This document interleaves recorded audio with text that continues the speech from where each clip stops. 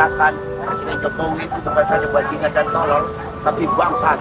Bangsatnya karena menyatakan bahwa kolonial itu Istana Merdeka dan Istana Bogor. Kamu itu tinggal di situ dibiayai oleh negara dari ujung kaki sampai ujung rambut. Lu taunya tahu beres, makan kenyang ini segala macam. Lu sampai dipijit, diurut, semua difasilitasi oleh negara. Tiba-tiba lu bilang istana itu adalah bau-bau kolonial, ya kan? Yang ada bau mulut Jokowi, bau kolonial, lebih bangsat daripada penjajah.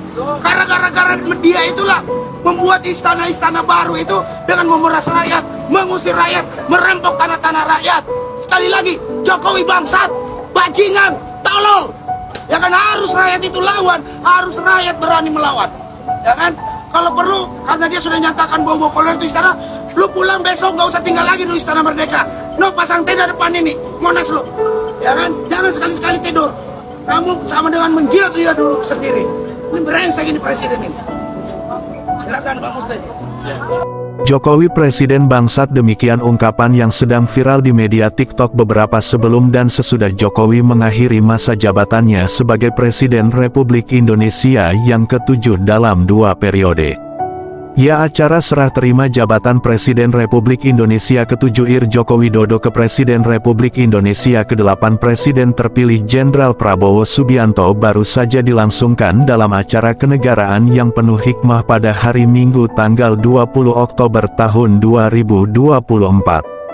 Sayangnya akhir dari masa jabatan Presiden Joko Widodo atau Jokowi kelihatannya tidak terlalu baik karena ada sejumlah keresahan dan ketidakpuasan sebagian rakyat Indonesia yang merasakan bagaimana jalannya pemerintahan Presiden Jokowi selama 10 tahun seperti yang diungkapkan seorang warga di media TikTok tersebut tadi.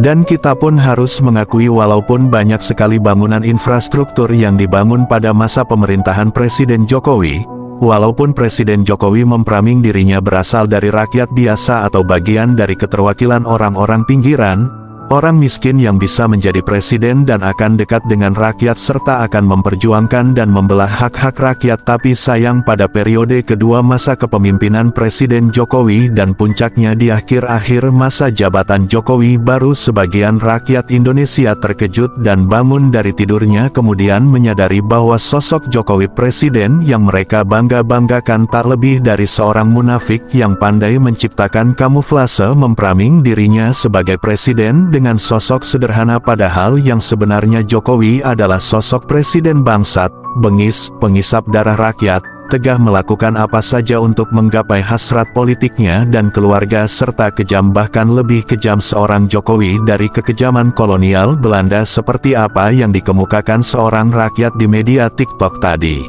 Inilah pil pahit yang dipaksakan Jokowi supaya rakyat Indonesia menelsnya.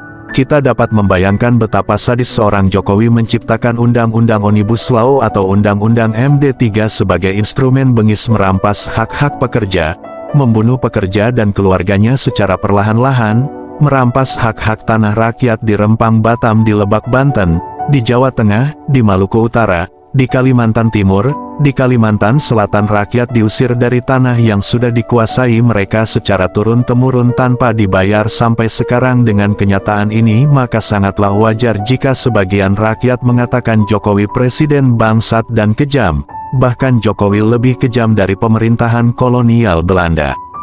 Fakta lain dalam sejarah 6 Presiden Republik Indonesia sebelum Jokowi, tidak ada satu Presiden Republik Indonesia yang secara terstruktur sistematis ikut mengkonsolidasi jajaran pemerintahannya supaya anaknya atau menantunya menjadi kepala daerah atau wakil Presiden Republik Indonesia.